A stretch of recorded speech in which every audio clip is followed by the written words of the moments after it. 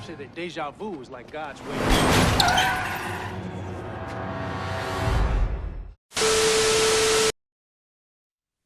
Halo Sobat Santuy, today is the day.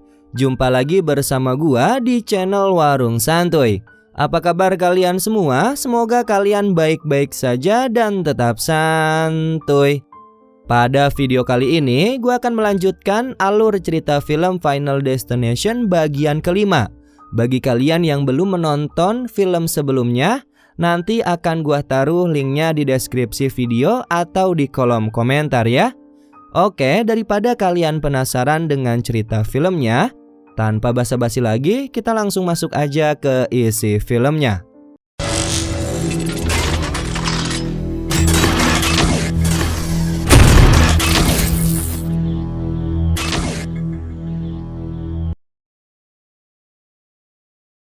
Film dibuka dengan memperlihatkan dua couple yang tengah berada di sirkuit untuk nonton balapan mobil. Mereka bernama Nick, kemudian kekasihnya yaitu Lori, dan juga Han bersama dengan kekasihnya yang bernama Janet. Dari awal pertandingan, Nick sudah merasa tidak nyaman akibat dari beberapa infrastruktur yang sudah tidak memadai, seperti bangku penonton yang sudah rapuh, kemudian dinding penopang atap juga terlihat sudah retak. Tapi semua itu ditangkis oleh Nick yang mencoba untuk nyaman pada saat menonton. Pada awalnya, semua berjalan baik-baik saja, sampai suatu ketika terdapat satu mobil pembalap yang melakukan pemberhentian guna mengisi bensin, terlihat melaju dengan cepat dan terlalu buru-buru. Tanpa mengetahui bahwa mobil NASCAR yang dirinya kemudikan masih membawa skrup yang tertinggal di dalam bodi mobil. Kemudian pada saat mobil NASCAR itu berputar di lintasan, skrup itu pun lepas dan berada di tengah lintasan, yang dimana mobil NASCAR lainnya melintas juga di sana. Naas, skrup itu pun terlindas oleh mobil NASCAR lain sehingga menyebabkan tragedi kecelakaan yang sangat besar dan super buruk.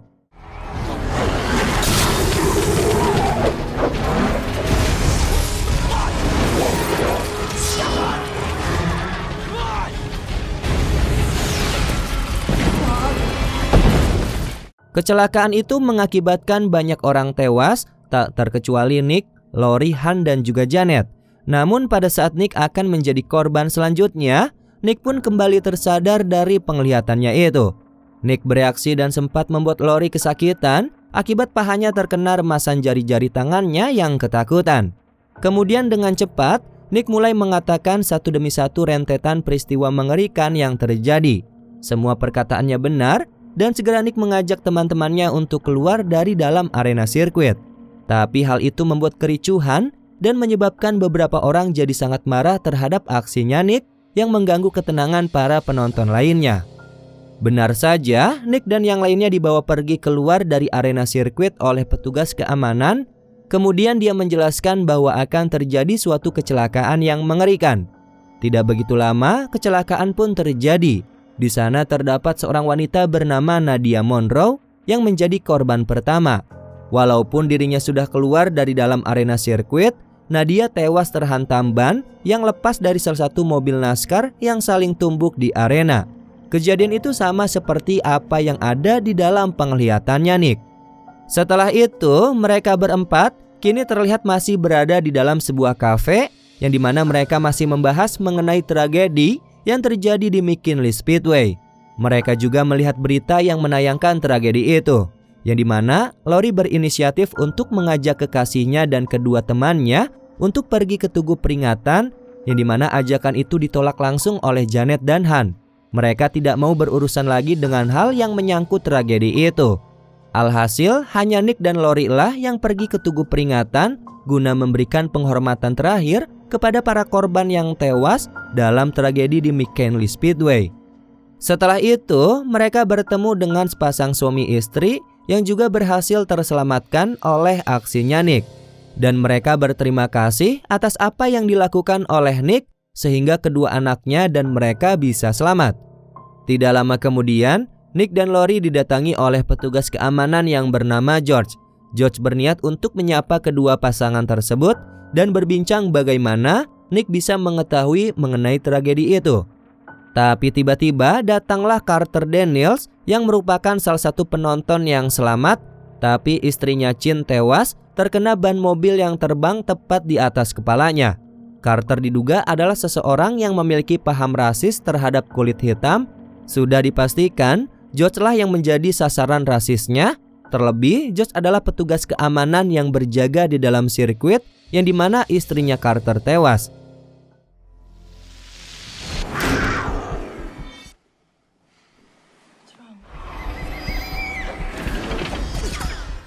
Setelah itu, pada malam hari, terlihat Nick dan Lori kekasihnya tengah tidur, yang dimana Nick mengalami mimpi buruk yang terasa begitu nyata baginya.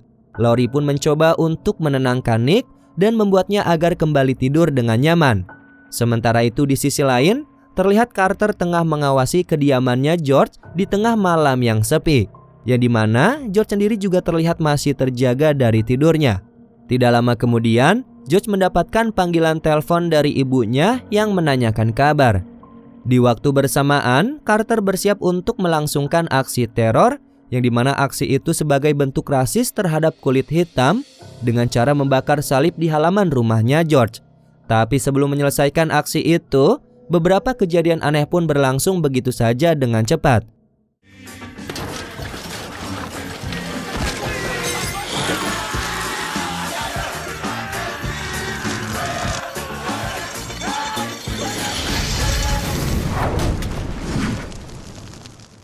Keesokan harinya, Lori diberitahukan oleh Janet mengenai tewasnya Carter, dan Nick mengatakan bahwa ia memimpikan tanda-tanda yang terdapat di dalam TKP kematian Carter. Tidak lama kemudian, Nick kembali mendapatkan penglihatannya yang jelas namun singkat. Merasa resah, Lori langsung menghentikan sambungan teleponnya, kemudian langsung mengarah kepada Nick. Nick menyadari bahwa dirinya kini memiliki sebuah penglihatan mengenai tragedi sebelum kematian terhadap orang lain yang masuk ke dalam daftar penglihatan di arena sirkuit. Di tempat lain, terlihat Samantha, yaitu ibu dari anak-anak yang selamat di arena sirkuit, kini tengah memasuki area salon kecantikan, yang dimana kedua putranya yang nakal terus melemparkan batu ke arah tukang pemotong rumput. Kedua anak itu lantas ditegur oleh petugas pemotong rumput, dan Samantha mencoba untuk mengalihkan perhatian anak-anaknya. Setelah dirasa aman, dirinya masuk ke dalam salon dan bertemu dengan resepsionis. Pada awalnya, kedatangan Samantha sempat ditolak karena orang yang sudah janjian dengannya tidak datang karena tragedi kematian Carter yang berada di daerah rumahnya itu. Kemudian dengan usahanya, Samantha mencoba untuk membujuk resepsionis untuk memberikan satu kesempatan. Alhasil, Samantha pun ditangani oleh salah satu petugas salon, yang dimana petugas salon itu sangat kasar dalam melayani Samantha. Pada saat proses perawatan Samantha tengah berlangsung, serangkaian kejadian aneh pun mulai terjadi. Terlihat kipas angin yang memutar dengan aneh, air minum yang menetes, dan catokan yang terkena air. Pokoknya masih banyak lagi kejadian yang aneh di sini.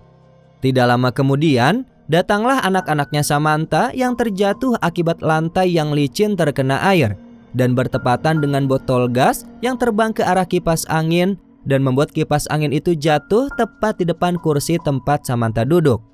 Kejadian yang mengejutkan Samantha cukup membuat nafasnya tersenggal-senggal, dan singkat cerita, Samantha sudah selesai melakukan perawatan salon serta potong rambutnya itu. Setelah melakukan pembayaran, Samantha pun berjalan menuju pintu keluar. Namun tiba-tiba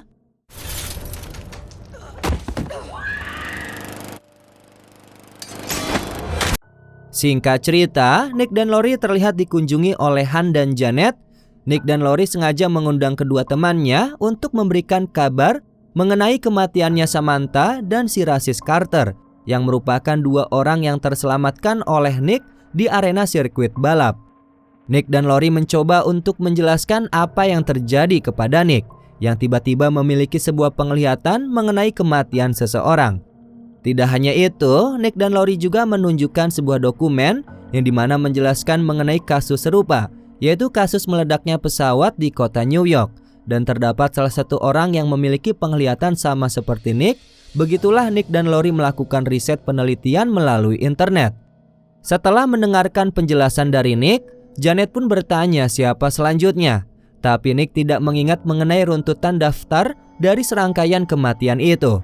Berbeda dengan Han yang mengatakan psycho kepada Nick, karena kematian itu menurut Nick dapat dicurangi dengan beberapa hal yang tidak masuk di akal. Janet sendiri jadi semakin panik dan memutuskan untuk pergi dari kediamannya Nick dan Lori. Kemudian diikuti oleh Han yang pergi dengan keadaan yang masih meremehkan Nick dan Lori mengenai ketidakpercayaannya itu. Tiba-tiba Nick kembali mendapatkan penglihatan dan memutuskan untuk mengajak Lori datang kembali ke arena sirkuit untuk mencari tahu cara menghentikan teror kematian itu. Pada malam hari, mereka berdua memasuki arena sirkuit yang masih berantakan, yang dimana Nick mencoba untuk melihat ke tempat dirinya berada pada saat perlombaan tengah berlangsung. Akhirnya, satu demi satu Nick kembali mengingat sampai urutan Samantha. Namun Nick mengalami kendala untuk mengingat urutan selanjutnya. Nick terus mencoba untuk mengingat kembali, tapi George datang menghentikan aksi mereka. Kemudian membawanya ke dalam kantor keamanan, yang dimana George mencoba untuk membantu dengan memperlihatkan runtutan tragedi di sirkuit dengan membuka akses CCTV di layar monitor komputernya itu. Alhasil, Nick kembali mengingat runtutan tragedi itu. Nick merasa bahwa pria bertopilah yang akan menjadi korban dari daftar kematian selanjutnya. Kemudian selanjutnya Han dan Janet, diikuti oleh George, kemudian Lori, dan yang terakhir adalah Nick sendiri. Begitulah penuturan dari Nick. Dengan cepat, mereka pergi ke tempat di mana pria bertopi itu. Benar saja, di sana mereka bertemu dengan pria tersebut yang bernama Andy. Lori mencoba memberitahukan secara singkat dan padat mengenai rentetan daftar kematian. Tidak lama, Andy ditegur oleh atasannya untuk tidak memperbolehkan ada orang asing selain petugas memasuki area bengkel. Kemudian, Andy membawa yang lainnya keluar. Di sana, Andy dengan nada dan raut wajah yang sedih menahan untuk tidak menangis pun berkata bahwa dirinya tengah menata kembali hidupnya setelah ditinggal oleh Nadia, sang istri yang menjadi korban pertama pada saat perlombaan balap mobil itu. Andy merespon dengan baik, tapi dirinya tidak begitu percaya mengenai runtutan daftar kematian. Di waktu bersamaan, kejadian aneh pun mulai terjadi. Pertama, sebuah mobil berjalan mundur dengan sendirinya, tapi untungnya Andy selamat. Namun tidak berselang lama, tiba-tiba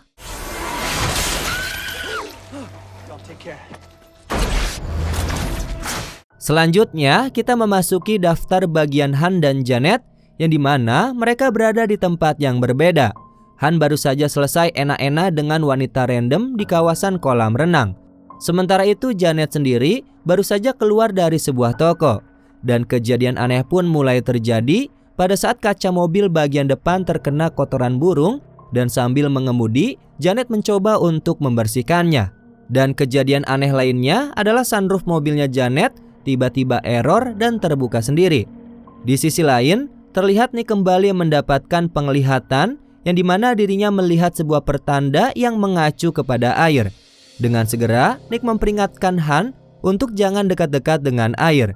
Sayangnya, pada saat Han akan membuka pesan suara itu, HP Han terkena percikan air yang disebabkan oleh anak kecil dan menyebabkan HP-nya error. Sebagai balasannya, Han merebut pistol mainan milik si anak kecil itu dan menyimpannya di atas mesin air yang mengakibatkan tuas mesin bergeser karena terkena tekanan. Di sisi lain, terlihat Janet baru saja memasuki tempat cuci mobil dan salah satu koinnya jatuh ke gorong-gorong. Dan hal tersebut sama persis seperti penglihatan yang terlintas di penglihatannya Nick. Detik-detik Janet akan memasuki tempat pencucian mobil, tiba-tiba dirinya ditelepon oleh Lori. Tapi sayangnya Janet langsung mematikan sambungan teleponnya setelah dirinya memberitahukan keberadaannya itu. Dan benar saja pada saat proses pencucian mobil, yang dimana dapat dilihat bahwa Janet juga berada di dalamnya, terjebak karena mesin pembersih mengalami masalah dan macet, diikuti oleh sunroof mobil Janet yang kembali error dan terbuka dengan sendirinya. Air pun kemudian membasahi dan masuk ke dalam mobilnya Janet, mengakibatkan Janet terjebak di dalam mobilnya.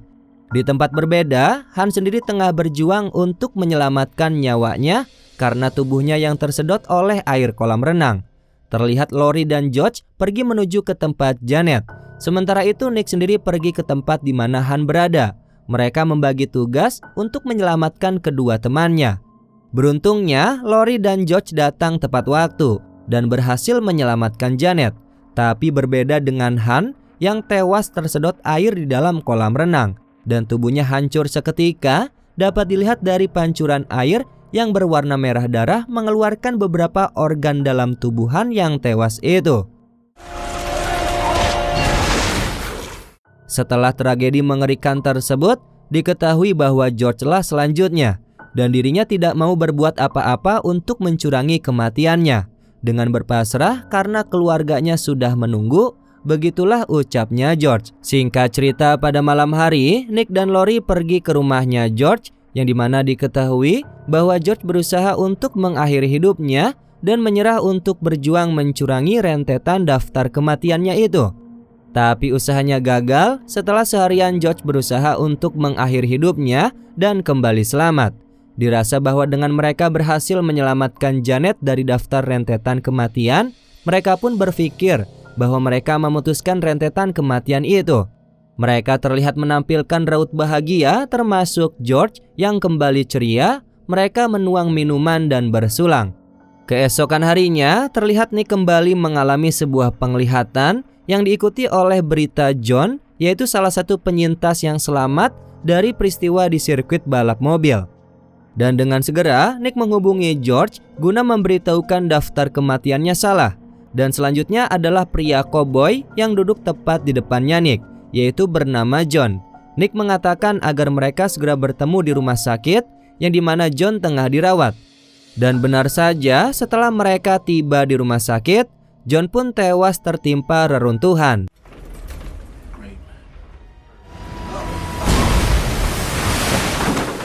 Sementara itu di tempat lain, terlihat Lori dan Janet tengah bersama. Secara perlahan kejadian aneh pun terjadi kembali. Tanpa mereka ketahui fakta terbaru yang sebenarnya, yang dimana kali ini baru benar bahwa George lah yang menjadi daftar rentetan kematian itu. Tidak lama setelah Nick dan George keluar dari dalam rumah sakit, tiba-tiba My wife said that deja vu is like God's way.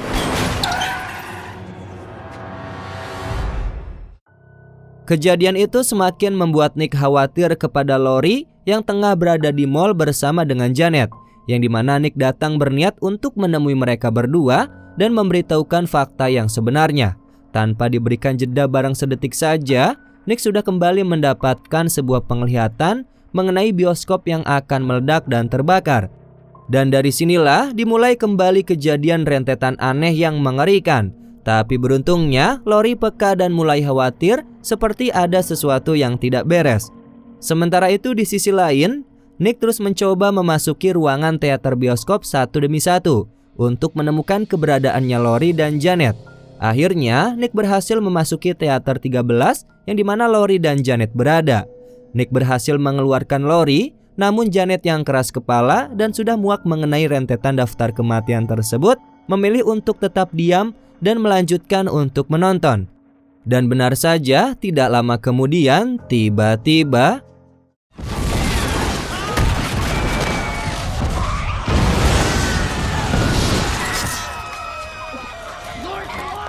Lori berteriak histeris melihat Janet yang sekarat, tapi dirinya tidak bisa berbuat apa-apa karena harus menyelamatkan dirinya dan juga Nick yang keluar dari dalam bioskop karena tabung gas juga ikut meledak dan mengakibatkan tiang-tiang di gedung mall roboh. Sementara itu Nick dan Lori terjebak di dalam eskalator, yang dimana eskalator itu merenggut nyawa Lori dengan cara yang sangat tragis.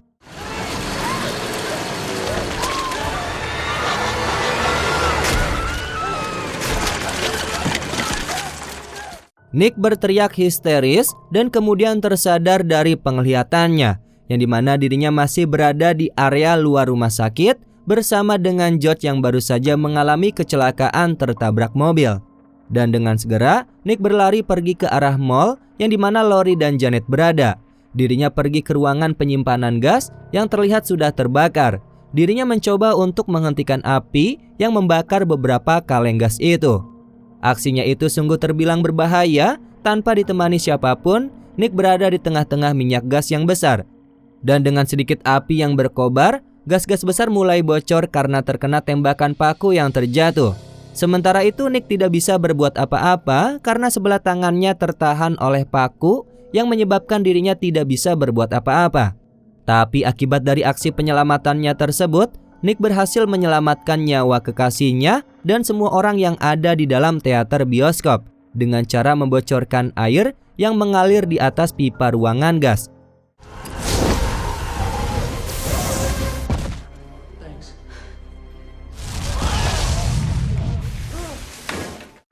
Singkat cerita, 2 minggu kemudian, mereka bertiga tengah berkumpul di sebuah kafe yang dimana mereka didatangi oleh pengemis jalanan yang sebelumnya sempat diberikan beberapa koin oleh Janet.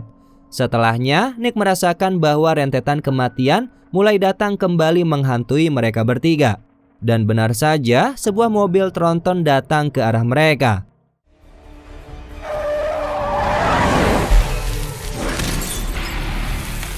Dan kemudian film ini pun selesai. Oke sobat santuy, itulah alur cerita film Final Destination bagian kelima. Ya, bagaimana menurut kalian tentang film Final Destination ini? Tulis pendapat kalian di kolom komentar ya. Mungkin itu saja penjelasan dari gua. Mohon maaf apabila ada kesalahan kata maupun isi video. Warung Santuy pamit.